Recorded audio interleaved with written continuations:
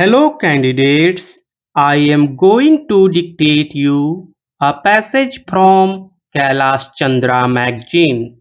So please get ready for the dictation. The dictation will start after 15 seconds.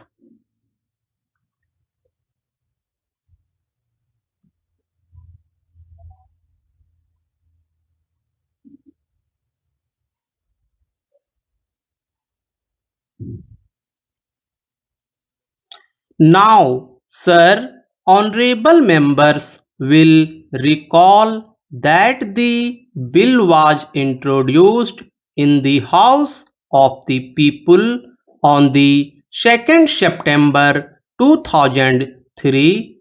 It has had a long history and in one form or another it has been before the public since the end of 1949. In the statement of objects and reasons, the various stages through which the bill has passed since 1946 have been summarized, and I need not recapitulate on this occasion the circumstances in which the then Government of India took the decision in early 1946 to initiate an inquiry into the reform of our company law. I would remind honorable members that between 1946 and 1948, the entire field of company law was carefully reviewed by two distinguished company lawyers who were appointed to recommend the broad lines on which the present Act should be revised. Their recommendations were examined in the then Ministry of Commerce, and certain tentative departmental views which emerged were circulated in a comprehensive memorandum to all recognized trade and industrial associations, bar associations, the high courts and the state governments. That brought us to the end of 1949. Many representations on this memorandum were duly received from chambers of commerce, trade and industrial associations, state governments and the general public. At the end of 2000, the Government of India appointed a committee under the chairmanship of Sri Bhabha to go into the entire question of the revision of the Companies Act with particular reference to its bearing on the development of trade and industry in this country. This committee examined a large number of witnesses in many parts of the country and submitted its report in March 2002. This report again was circulated to all state governments, chambers of commerce, trade associations, high courts and many other bodies.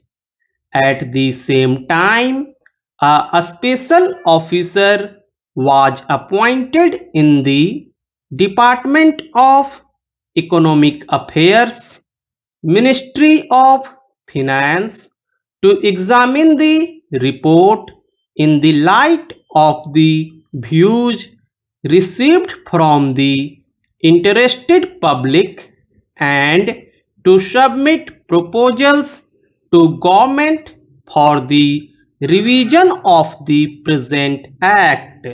The bill now before the House is based largely on the recommendations of the Company Law Committee, modified in a few particulars. Honorable members will notice that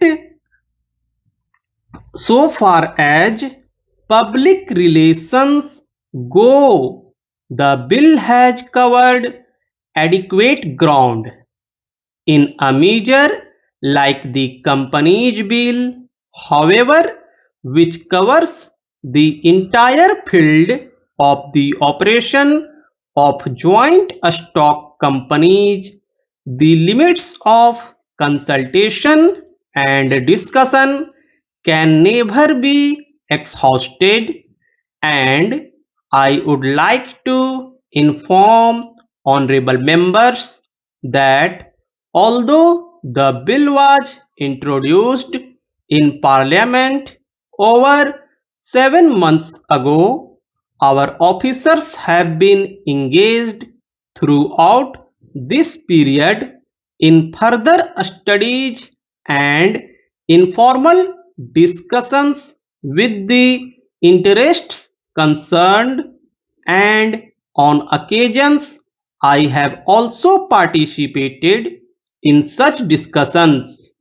I have also given some further thought to some of the issues arising out of the bill, and I propose at the appropriate stage to bring before the Select Committee any changes in the provisions of the bill which seem to me to be worthy of consideration in the light of this further examination.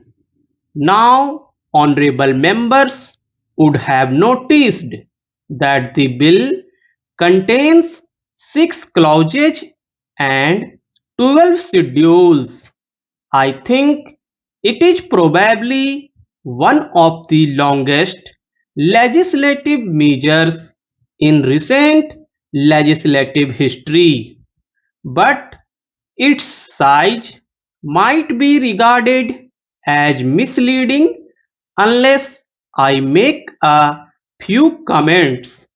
The bill is both, one must remember, a consolidating and amending measure.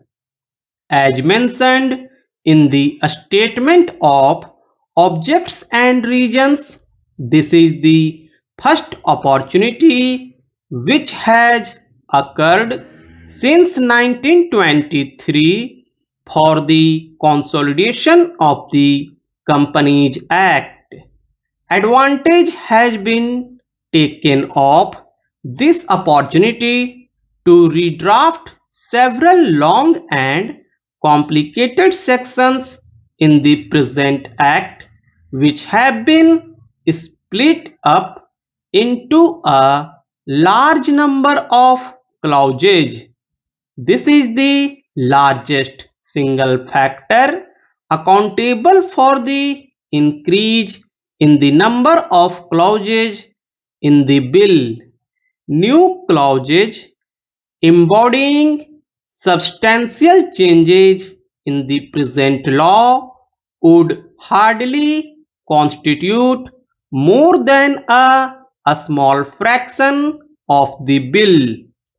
I would also draw attention to the structural changes in the bill to which a reference has been made in the Statement of Objects and Reasons. The redraft of the bill and the rearrangement of the existing chapters in the Companies Act in a more logical order have, I think, resulted in a noticeable improvement in the form of the bill, and I hope will facilitate better understanding and appreciation of the scheme. I wish that the Act, which came into effect long ago, was implemented properly. I know that the Minister here is very earnest in implementing it, but unfortunately his colleagues at the state level are disappointing him. Unfortunately, no steps have been taken for trimming or toning up the administration at the state level and at the district level. They have to be taken immediately.